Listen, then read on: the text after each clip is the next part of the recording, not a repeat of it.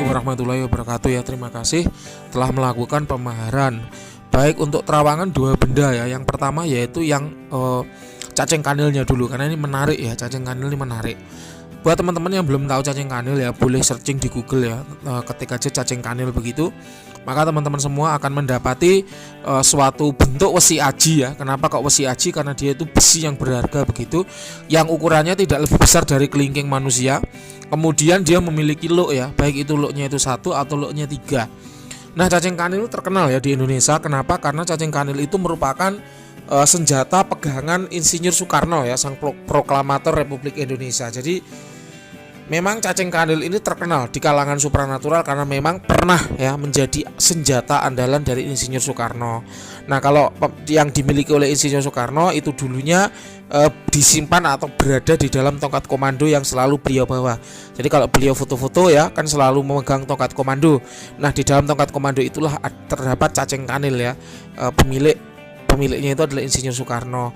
Nah, konon katanya ya, kenapa kok konon katanya? Karena saya belum pernah memegang ya, benda itu saya belum pernah memegang. Konon katanya cacing kanil milik Insinyur Soekarno itu berisi sosok buto penunggu Gunung Kelut ya, kayak gitu. Nah, jadi memang fenomenal ya, fenomenal karena itu tadi pernah menjadi senjata pegangan sang proklamator Insinyur Soekarno. Nah, kita kembali ke cacing kanil milik Anda. Cacing kanil milik Anda ini kosong Mas ya. Jadi melihat wujudnya yang kotor, kemudian berkarat, melihat bilahnya yang ala kadarnya kayak gitu ya, sehingga kok saya menarik apa ya, kesimpulan ya, bahwa benda ini tidak dirawat oleh pemilik yang sebelumnya ya, sehingga mengakibatkan khodam dalam benda itu keluar atau pergi kayak gitu. Nah, saya bisa ya menangkap jejak energi dari khodam yang mendiami benda ini sebelumnya. Tapi dia memang sudah pergi, tidak berada di benda ini, tidak berada di cacing kanil milik Anda ini, karena ya memang itu tadi kotor ya, terlalu kotor. Jadi ini menandakan bahwa benda ini tidak dirawat kayak gitu. Nah, kemudian kalau Anda menginginkan saya menarik kembali isinya, itu bisa ya, itu bisa. Nanti silahkan, akan saya perjelas lewat WhatsApp ya. Karena untuk menarik isinya ini ada ritualnya, ada ubur rampenya, sehingga jelas kalau ada ubur rampe saya perlu beli. Kalau beli berarti jelas ada biaya, karena ubur rampe itu tidak jatuh dari langit ya. Kalau ubur rampe itu jatuh dari langit, enak saya nggak usah keluar biaya untuk ritual kan gitu ya. Jadi ini isinya pergi. Saya bisa menangkap sosok sebelumnya itu adalah semacam raksasa begitu ya, jenis kelaminnya adalah wanita ya. Jadi raksasi ya. Jadi wanita, kemudian dia full hijau ya, jadi jenisnya buto hijau. Kemudian rambutnya itu panjang, ada cepolnya ya. Cepol itu apa ya, semacam digelung di atas tapi kemudian masih ada yang terurai ke bawah kayak gitu. Jadi ini raksasa tapi wanita ya, jenis kelaminnya wanita. Nah, ini nanti kalau misalnya Anda pengen ditarik kembali ya isinya, maka jelas saya akan butuh menawari si buto ini mau nggak menempati cacing kanil milik Anda ini.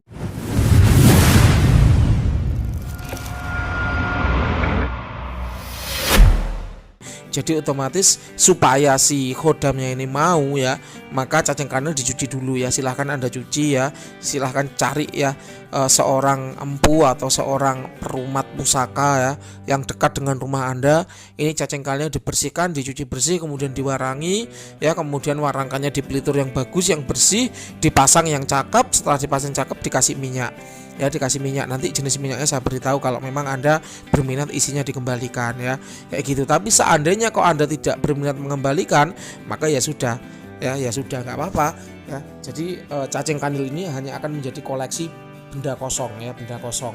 Jadi dia hanya berfungsi sebagai menyimpan sisi historis atau sejarah. Tapi kalau secara esoterisnya ini tidak ada, atau zero, nol ya. Jadi tuahnya tidak ada, khodamnya juga tidak ada, energinya juga tidak ada, kayak gitu Mas. Nah, seandainya nanti dikembalikan ya, sifatnya memang panas ya, raksasanya itu panas. Saya menangkap energinya panas, sehingga kalau saya tidak keliru ya, mestinya ini warangkannya terbuat dari kayu asem. Ya, jadi kayu asem itu adalah salah satu kayu alam yang mampu menyimpan energi alam dan mampu meredam sifat panas dari kayak gendruwo, buto, omyang, kemudian raksasa ya, kemudian banaspati.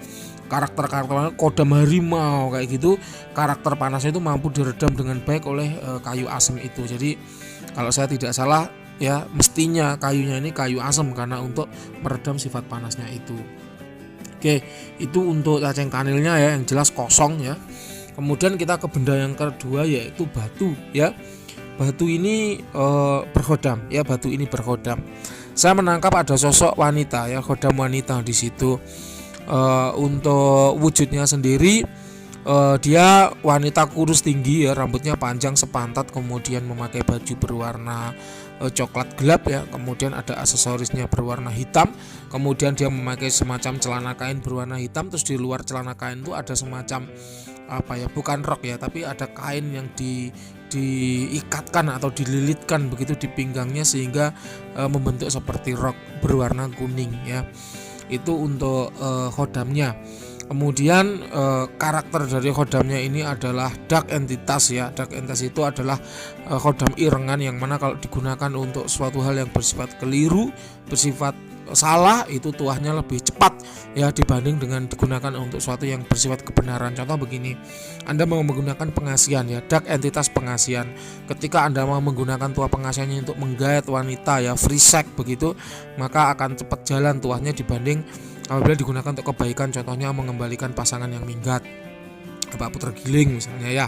Nah itu akan lebih lambat. Jadi karena dark entitas itu menyukai ya perbuatan-perbuatan yang digunakan untuk keliru ya, sesuatu hal yang keliru kayak gitu itu lebih cepat, memang lebih tertantang ya, semacam tertantang sehingga dia akan mengerahkan kekuatannya untuk mewujudkan hal yang keliru itu tadi kayak gitu. Itu penjelasan untuk dark entitas ya. Sekarang kita kembali ke khodam ya, usianya kira-kira adalah 1300-an tahun ya, dengan level power kuat ini ya, kuat sekitar 8,8. Jadi kuat, ini levelnya kuat. Untuk asal khodamnya sendiri dia dari daerah Sulawesi Tengah. Kalau batunya saya tidak tahu dari mana, kalau khodamnya sekitar dari Sulawesi Tengah, termasuk kategori jin daratan ya. Nah, kemudian untuk tuahnya ini lebih ke arah pengasihan ya, pengasihan dan proteksi. Pengasihan itu membuat orang lain itu mudah senang, mudah suka, mudah bergaul ya, mudah cocok ya.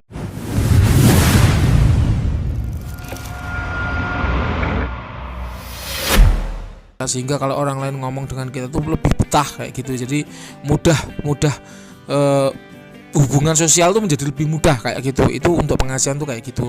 Jadi dia merombak aura sehingga aura kita itu menjadi nyaman ketika berada dekat orang lain. Kemudian kalau untuk proteksi itu pagar goib ya, menghalau santet, kiriman santet, pelet, energi negatif, jin liar dan sebagainya. Kemudian bukan untuk kebal ya. Jadi saya itu tidak pernah menyarankan suatu benda berkhodam itu digunakan untuk azimat kebal. Kenapa? Karena nanti memicu kejahatan ya. Jadi ini jangan digunakan untuk sebagai azimat kebal ya. Kalau Anda mau nyoba ya silakan, tapi saya sarankan jangan. Kalau untuk kebal ini mestinya bisa melihat energinya ya, melihat energinya yang pekat ini mestinya bisa, tapi saran saya jangan digunakan. Kemudian selain pengasihan, proteksi, dia juga punya tuah untuk karir ya, karir jabatan. Jadi misal benda ini dipegang oleh seorang tokoh ya, misalnya DPRD, Pak Camat, Pak Lurah ya, nah, kayak gitu-gitu itu bagus. Kenapa? Karena dia sifatnya itu mudah menggait simpati massa ya, kayak gitu. Nah, kemudian untuk dampak negatif dari benda ini tidak ada ya, ini relatif aman digunakan walaupun energinya pekat ya. Kemudian kalau untuk perawatan ini bagusnya dibakarkan dupa cendana, kemenyan madu dan kembang setaman. Artinya perawatan tuh kalau ada silahkan dilakukan, kalau nggak ada ya nggak apa-apa, jangan dipaksakan kayak gitu. Itu untuk perawatan seperti itu. Untuk dampak negatif tidak ada ya, sudah saya jelaskan tadi. Baik, sekiranya itu ya untuk terawangan dua benda. Silakan kalau ada yang kurang jelas boleh ditanyakan. Terima kasih, selamat sore.